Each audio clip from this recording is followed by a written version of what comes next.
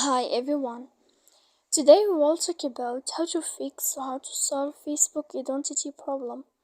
To know how to solve Facebook identity problem, you should just go to settings like this. We will click. After that, in this page, we go to apps, default apps, app settings.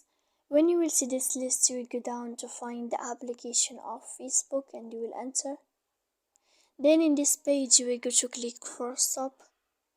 When you will end this, you will enter to storage. After that, you will go to click clear cache. Then you will go to click clear data.